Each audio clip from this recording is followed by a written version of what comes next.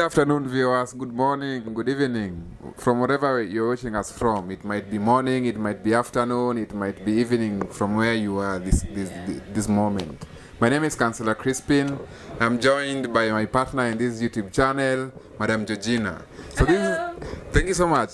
Thank you so much. This is a very first video that we're going to do, and today we are going to be speaking about mental health.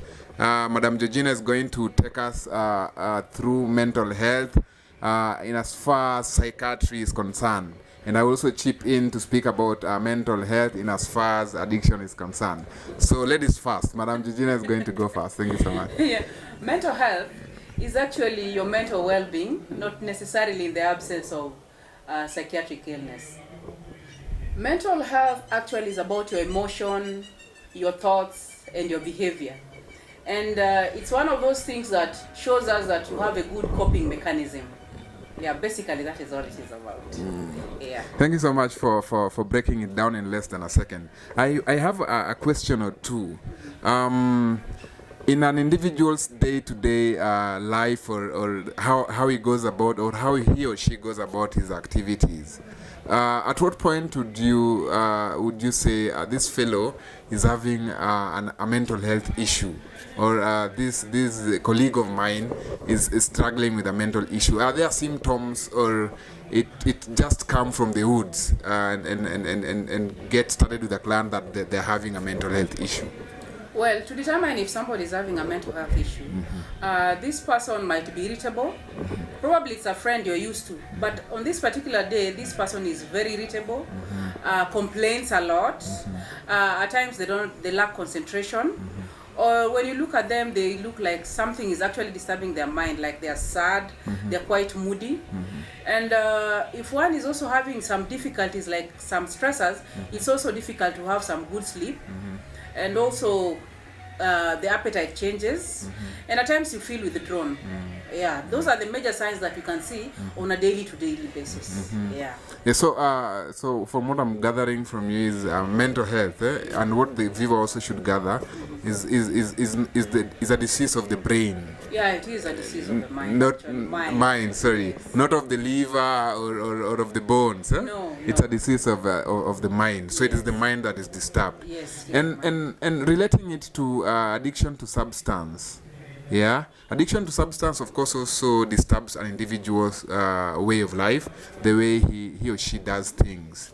Yeah, commonly from my day-to-day research and day-to-day journals, I've always noted in several places that addiction is a disease of the brain. Now, it's a chronic relapsing disease. Yeah, so.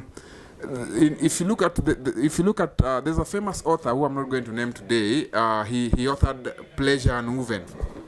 So Pleasure and Uven seeks to categorize addiction as a disease, or to explain addiction as a disease, and from such findings, addiction really fits that model of the disease, because there's the target organ that is targeted by the substance that the individual would want to or he's hooked up to, and there are also symptoms.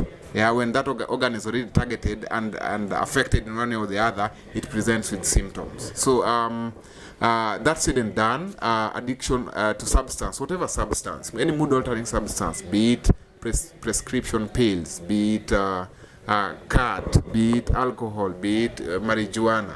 Yeah, it always presents itself also as a disease of the mind, just like you put it. Thank you. So another thing I wanted us to talk about is there are a lot of issues happening today. Yeah, if you log into your social media, you find a lot of issues that are happening in families, and then fellows usually are very quick to categorize such issues that have been brought up, or that are as a result of a mental issue. So where do we draw the line? For example, the other day in the news we were seeing a story of a young lady, probably at the age of 23 thereabout, who took the life of her young baby, because the boyfriend, the perceived boyfriend, or because it's not confirmed as that the gentleman is her husband. So he took the life of that young baby and then surrendered herself, and she was arrested.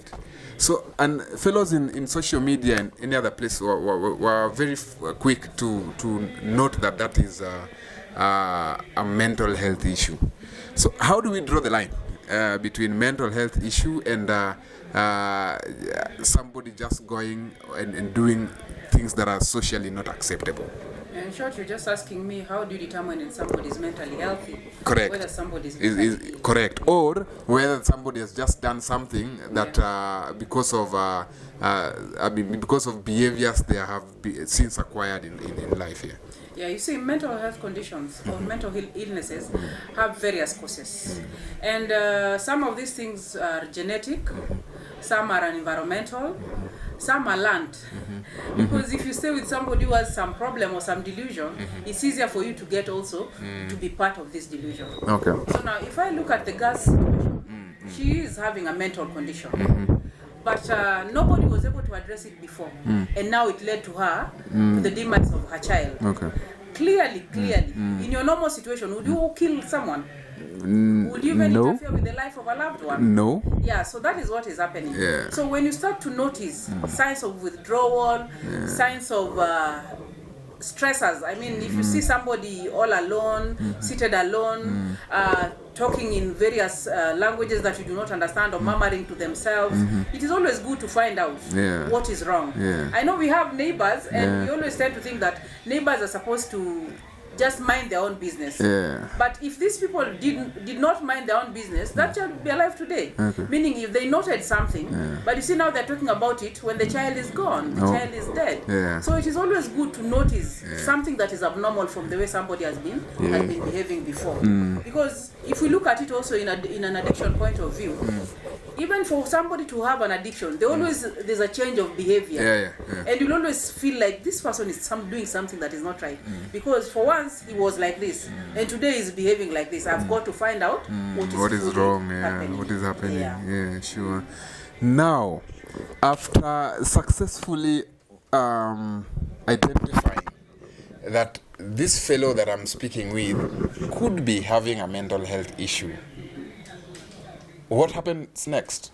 Well, if you've already identified, and this is somebody that is close to you and you can have a talk, then it is good you tell this person, because if you don't, this person might not know.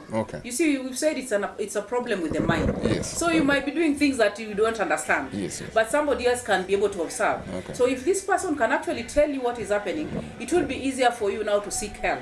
And mostly, when you have a mental problem, it is good to seek help from a professional. It can be a psychologist, and it can also be a psychiatric consultant. Thank you so much. Thank you. My final question is on treatment of some of these illnesses. Because from the African setup, if you are depressed, they would quickly judge you that you have involved yourselves in things that have led to that depression. So psychoeducation still has not happened in our community to understand that mental health is an issue that is with us. So in treatment of some of these issues, and I believe, as we are going to take a break, I want us to think about it, think around it, and when we come next, we speak about treatment. So for now, our viewers, we have demystified or started the conversation on mental health. I believe you're going to have some of your questions that you can usually drop at the comment section there. For now, let us take a break, and we'll be back in our next session. Thank you so much. Thank you.